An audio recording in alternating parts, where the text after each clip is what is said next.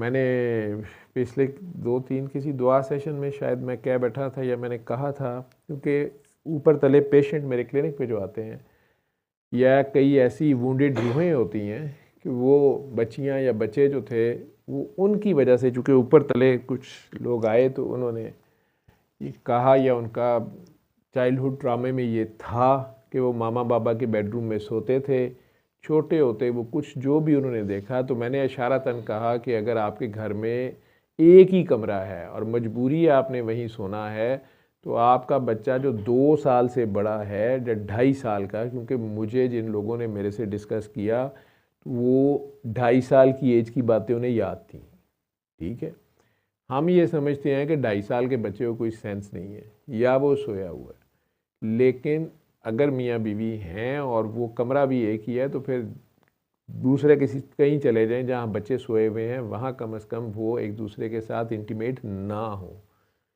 या फिर बच्चों को कहें कि ये कोई बहुत अच्छा काम है और कोई ऐसी बात नहीं है, यूरोपियंस की तरह हो जाएं, सड़क पे शुरू हो जाएं। लेकिन नहीं, जब बच्चे को आप ये कहते हैं कि तुमने ये काम किसी से नहीं करना, दिस इज गुड और बैड टच, लेकिन उसे ये कॉन्सेप्ट उस उम्र में नहीं पता होता कि ये मामा पापा का आपस में टच ठीक है, वो बाप को जालिम समझता रहता है, उससे नफरत करता रहता है या करती रहती है और उसे कुछ पता नहीं होता या दोनों से ही करना शुरू हो जाता है।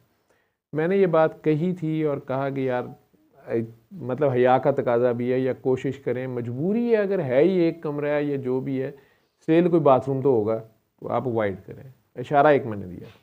मुझे बहुत ही सख्त किस्म का किसी ने कुरान करीम की आयत के साथ वो भेजा था मैसेज, वो मैं भूल गया हूँ आप लोगों से शेयर करना। तो मैंने कहा जी आप डॉक्टर साहब तुसी अपनियाँ लम्मियाँ चौड़ियाँ ना छड्डो, तो ये ना करो तो वो ना करो, तो बच्चे जो होते हैं उन्हें कुछ नहीं होता और ऐसे नहीं होता और वैसे नहीं होता। और मैं मजहबी बहस में नहीं पढ़ना चाहता। जिन आयात को आपने कोट किया है, आप से मैं मुखातिब हूँ, उन्हीं आयात को आप दोबारा देख लें। नबी करीम सल्लल्लाहु अलैहि वसल्लम से भी कहा गया, बाकी मोमिनीन से भी कहा गया है, सरकार से कहा गया है कि आप दोपहर को अगर शर्ट उतार भी देते हैं, गर्मियाँ से वहाँ की तो गर्मी बहुत ज़्यादा है, तो आप शर्ट उतार के लेटे होते हैं तो आपके इवन जो खुद्दाम लड़के हैं जो शादी की उम्र को पहुँच गए हैं, वो नॉक किए बगैर ना आए। ठीक है, तो साथ ये कहा गया कि आपकी अपनी औलाद भी, ठीक है, नहीं तो उधर ही फिर फुर रही होती है, और ये सिर्फ शर्ट की बात हो रही है। ठीक, तो वो आयात को ऐसे कहा गया तो उन्होंने उसका मतलब ये निकाला कि जी जब तक वो शादी की उम्र तक ना पहुँचे तो उनके सामने नंगा भी हुआ जा सकता है और उन्हें वहाँ मतलब आने भी दिया जाए। तो मैं इस बहस में नहीं पढ़ना चाहता। आप जो साहब या साहब हैं, आप अपने 12-14 साल के बच्चों की तो नहीं शादी होती, 14-15 साल 9वीं-10वीं के बच्चों के सामने आप दोनों मियाँ बीवी नंगे फिरा करें, मुझे कोई मसला नहीं, आप शर्टें उतार दिया करें। अब मैं माफ़ी चाहता हूँ, मैंने अगर गलत तफसीर कर दी है, शायद मतलब गलत मुझे आ गया हो, मैं उस पर बहस नहीं करना चाहता। उन्हीं आयात को सारे मुसलमान आराम से खुद पढ़ें। मेरा इस बात को कहने का मकसद ये है कि उस कुरान में एक एक बात इतनी प्यार से आपको बताई गई है, अगर आप समझें तो ये माशरत इन्हीं मसलों के लिए है। इस्लाम सारे का सारा स्वाय हया के कुछ भी नहीं है, इसलिए सरकार ने कहा अगर तुमने हया नहीं करनी तो जो मर्ज़ी करो। वो हया अल्लाह की हया है। इवन तन्हाई आपको कहा गया है कि आपकी तन्हाई एक पाक वो है जिसकी तन्हाई पाक है। तो अगर आप कमरे में इंसानों में से तो कोई नहीं है, आप अकेले हैं फिर कोई बेशर्मी कर रहे हैं तो अभी भी आप कोई हया वो नहीं है। जिस अल्लाह की आप बात कर रहे हैं वो तो वही है।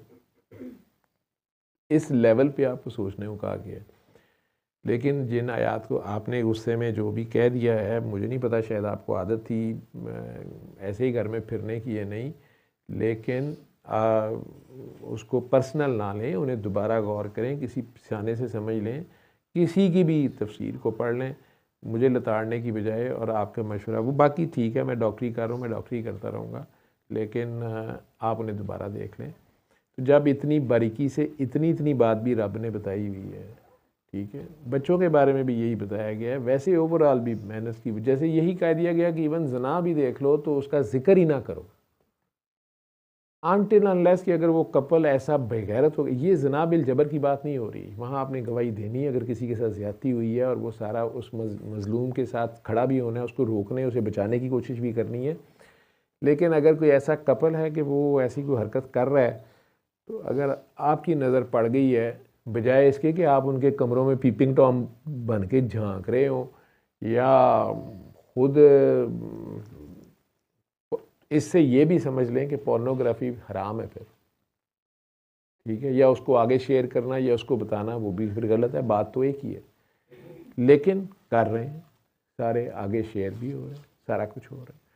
तो कहने को तो उसने बता दिया, क्योंकि इसके बहुत से इम्पेक्ट आते हैं। ये सिर्फ ये नहीं है कि वो अगर माँ बाप या कोई भी मेल या कोई भी लोग बच्चों के सामने अगर टॉपलेस भी फिर रहे हैं या कपड़े चेंज कर रहे हैं या किसी भी हालत में, सिर्फ उस मेमोरी से नहीं, उसका अपना इम्पेक्ट है, उस एक्ट का भी इम्पेक्ट है, उसका जो ऑरा है, उसकी जो वाइब्स हैं, उसकी जो भी इलेक्ट्रोमैग्नेटिज्म है उस बच्चे के पूरे, मैं मेडिकल साइंस बाद में मान लेगी, आप लोग मानेंगे, मैं चाहे 50 साल बाद मेरी बात आपको याद आ जाएगी, लेकिन मैं कह रहा हूँ कि उस वक़्त आपकी बॉडी से जो भी वेव्स निकल रही होती हैं या जो भी आपका ऑरा होता है, वो उस मासूम माइंड को, उस मासूम जिस्म को, उसको भी इग्नाइट करता है,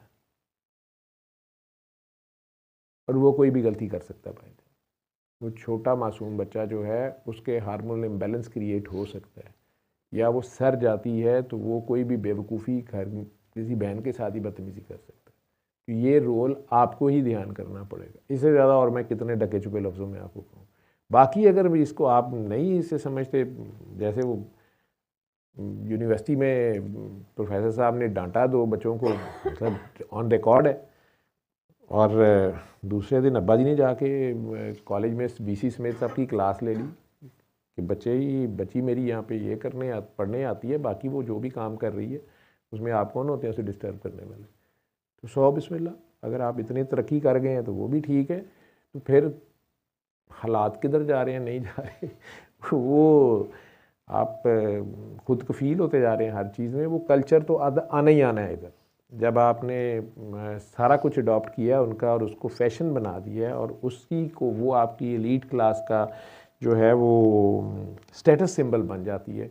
इंग्लिश मीडियम में बच्चे पढ़ने, इंग्लिश नावल पढ़ने, इंग्लिश लिटरेचर पढ़ना, उर्दू लिटरेचर पढ़ना, उर्दू बोलना जो है वो अगर पेंडुआना निज़ाम है, तो ये ग़ुलामी का नतीजा है, ज़हनी ग़ुलामी और पसमानदगी का, जो जंग हारने के बाद हम अभी तक नहीं कर सकते। जैसे वो बच्ची अभी इस चीज़ को एनालाइज़ नहीं कर सकती, जो कह रही थी कि वहाँ का बहुत अच्छा निज़ाम है मज़हब का, ठीक है, तो इन लोगों को ये नहीं पता कि पिछले 40-50 साल से यूनिवर्सिटी ऑफ नेब्रास्का का इस्लाम ही पढ़ रहे हैं सारे उन मुल्कों में। जो भी कहा जाता है वो ट्रंप का ऑन रिकॉर्ड है कि मैं वो किताबें ले आया हूँ, मैं नहीं भेज रहा हूँ, मैं ये कर रहा हूँ, मैं वो कर रहा हूँ। लेकिन अल्लाह ने आपको नहीं छोड़ा, अल्लाह के नबी ने नहीं छोड़ा। अल्लाह की किताब मौजूद है, सीरत मौजूद है, सुन्नत मौजूद है, अगर आपने फॉलो कर, और उसके लिए आपको किसी डॉक्टर जावेद की, किसी डॉक्टर इसरार की, किसी मौलाना की भी ज़रूरत नहीं है। अपने गिरेबान को पकड़ा करें और ईमानदारी से पूछा करें। अगर आपका ज़मीर ज़रा सा भी ज़िंदा है, किसी भी सिचुएशन में देख लिया करें, पूछ लिया करें कि क्या ये वाकई सही है जो चीज़ आप कह रहे हैं। और नहीं, कुछ नहीं होता कि आप अपनी बहन, बीवी, बेटी की मौजूदगी में ये कर सकते हैं। दूसरों की बहन बेटी की मौजूदगी में अगर वो जायज़ है तो फिर वो आपकी भी जायज़ होगी। अगर नहीं है तो फिर आप इसको खामखा बहस बना के या मजहबी फर्जियत करके ना करें। इसको नॉर्मल, मैं कहता हूँ कि आम इंसान के लेवल पे रह के तो सोचें। ये हर इंसान के अंदर अल्लाह ने ये भी रखा होता है, हया भी उसके अंदर होती है, और ये किसी भी मज़हब का हो। मुझे दुनिया का कोई मज़हब नहीं मिला अभी तक, जितने के भी मैंने पढ़े हैं या देखे हैं, जिसमें हो कि झूठ जायज़ है, एक आके झूठ बोले, चोरी जायज़ है, ज़ना जायज़ है। क्यों?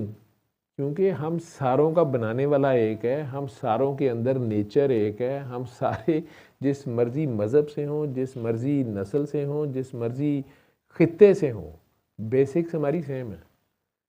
वो अलग बात है, हम जो जैसे भी जिधर आगे से अल्लाह की पहचान में हमारे मसला है, या रिचुअल्स में मसला है, या डिफरेंसेस हैं, या जो भी हैं, या मुल्लाओं ने भी बहुत से क्रिएट किए हैं, लेकिन इंसान की बेसिक नेचर जो है वो हया में है। वो आप आहिस्ता आहिस्ता बिल्कुल अगर दिल मुर्दा हो जाए तो फिर वो हया ही जाती है सबसे पहले, खुदा खौफी ख़त्म हो जाती है। जब आपको खुदा का मसला ही नहीं है तो आपको उस परवाह फिर किसी भी चीज़ की नहीं रहती। तो अल्लाह की तरफ से भी आप फारिग हो जाते हैं, फिर आप जो मर्ज़ी करते रहें। जी। सर अभी आप बच्चों के ऊपर इम्पैक्ट की बात कर रहे थे तो आपने एक स्टडी शेयर की थी। Children who maintain strong relationships with their grandparents often show better emotional health and resilience. Research highlighted by Harvard Center on the हाँ, Developing ये हार्वर्ड Child. की है, हाँ जी। जी. Research highlighted by Harvard Center on the Developing Child shows that supportive, stable relationships act as a powerful buffer against stress in childhood.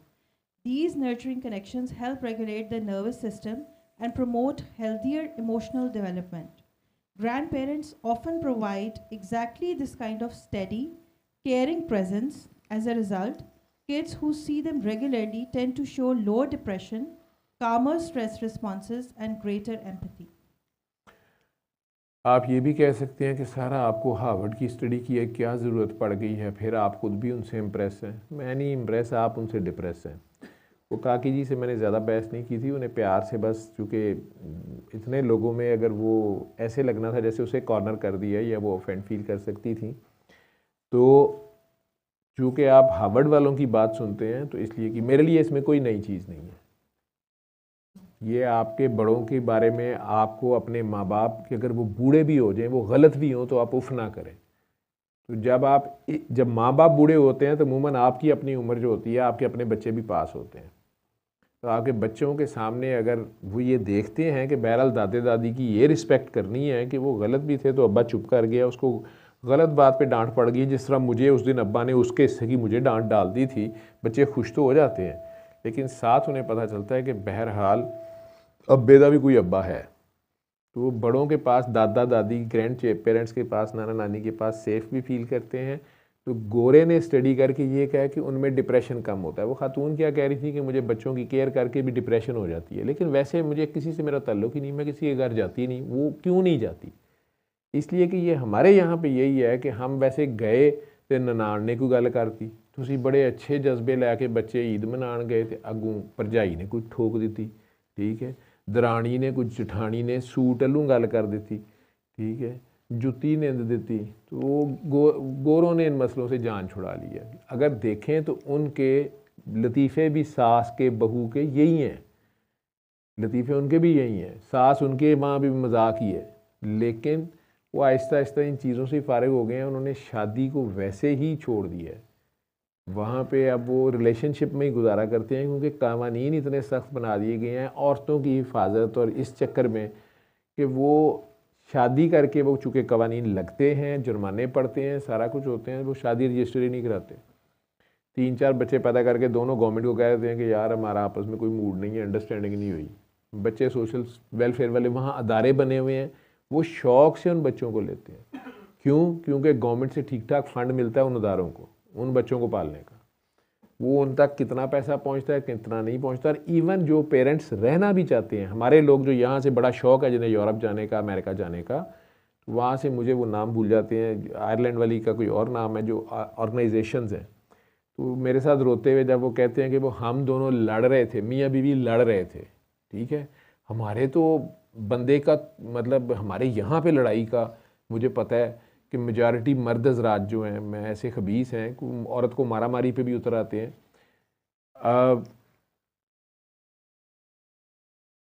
मज़ा ही नहीं आता जब तक कि पूरे महल्ले में ना पता चले कि मरते गए ना बड़ा भाई रोबे गया बीवी के उत्ते, वो रोज़ घर कुट्टन दिया होंगे, ठीक है।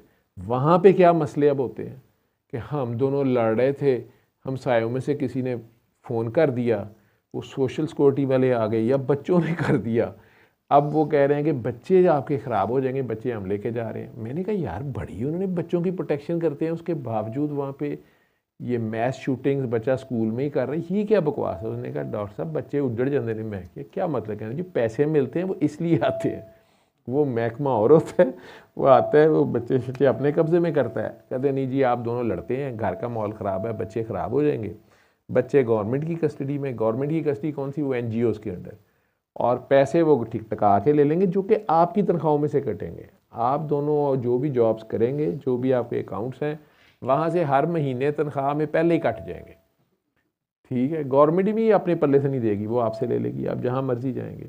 तो इसलिए वहाँ वो शादी ही नहीं करते, शादी नहीं है, जिम्मेदारी नहीं है, नहीं जी रिलेशनशिप है, बस ठीक है, उसमें बच्चा हो गया।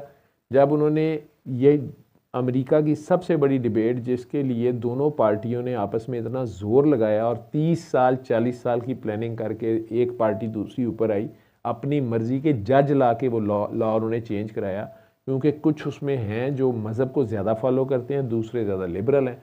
तो मज़हब में वहाँ पर भी जो अबॉर्शन था वो इलीगल था या गुनाह था। तो दूसरी मॉडर्न आंटियों ने कहा कि जी इस तरह के बच्चे पैदा करने से बेहतर वो गवर्नमेंट के ऊपर फंड पड़ता है, गवर्नमेंट के ऊपर टैक्स पड़ते हैं, इतना नुकसान होता है, तो अबॉर्शन जायज़ कर दिया जाए।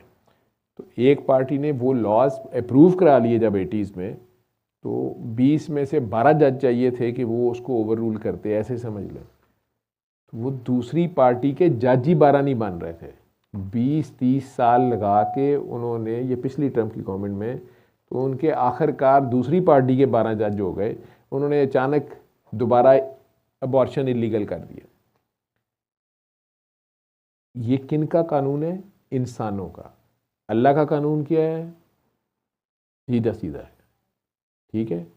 उसके बावजूद मैं कई बार, चूँकि मैंने हिस्ट्री लेनी होती है जब मैं एग्ज़ाम अपना क्लिनिक कर रहा होता हूँ, तो कई बार मैं ख़वातीन से चूँकि पूछता हूँ कि आपके कितने बच्चे हैं, कोई अबॉर्शंस तो नहीं है, DNCs तो नहीं है। तो अभी भी हमारी ख़वातीन में बहरहाल ये हया है कि थोड़ी देर को पास हो जाती हैं, चुप कर जाती हैं। फिर मैं कहता हूँ कि जी मुझे लगता है कि आपने खुद करवाया हुआ है, जो तो बाय चांस हो गए वो तो अलहदा है, तो आपने खुद भी कोई DNCs कराई नहीं है। फिर वो खामद की तरफ घूर के देखती हैं, फिर ये कहती हैं इन्होंने करवाया, मैं इस गुनाह में शरीक नहीं। डॉक्टर साहब मुझे उस वक़्त पता नहीं था ये गुनाह होता है, डॉक्टर साहब मुझे नहीं पता था ये कत्ल होता है। आहिस्ता आहिस्ता ये भी ख़त्म हो जाएगी अगर आप इस बात का नहीं ख्याल करेंगे। अल्लाह ने कुरान में वाज़े अल्फाज में इस चीज़ से मना कर दिया हो, उसके बावजूद हम वायलेट कर रहे हैं, भुगतते हैं, उसके नताइज आगे आते हैं, तो उस वक़्त फिर हम अल्लाह को ब्लेम कर रहे होते हैं। लेकिन जहाँ तक ग्रैंड पेरेंट्स का घर में पास रहना, जो स्टडी है और सारा, यही जो लोग आपके करीब बड़े भी होते हैं, ये बहुत कुछ एब्जॉर्ब करते हैं और उन बच्चों पे उनका इम्पेक्ट पॉजिटिव होता है। ये गोरा स्टडी करके आपको बता रहा है। तो बुज़ुर्गों की अगर आप अदब करते हैं, बुज़ुर्ग घर में बरकत के, फिर मैं कहूँगा बरकत का बायस होते हैं थोड़े से, उनमें कई शरारती भी होते हैं, कोई फसाद भी डलवा देते हैं, या उनमें से कई लोग गैर इखलाकी हरकत भी यंग लेडीज़ के साथ कर देते हैं, कुछ बेवकूफ़ लोग ऐसे होते हैं, लेकिन ओवरऑल उनका पॉजिटिव इम्पेक्ट होता है। बाकी गलत तो या गुनाह तो फिर कोई भी कर सकता है, कहीं भी कर सकता है। जी, तो ये स्टडी इसलिए हार्वर्ड की, चूँकि आप हार्वर्ड की सुन लेंगे तो इसलिए मुझे हार्वर्ड की रखनी पड़ गई, तो अल्लाह का फ़ैसला पहले से मौजूद है। सल्ले अला सल्ले अला सल्ले अला सल्ले अला सल्ले अला शफीना सल्ले अला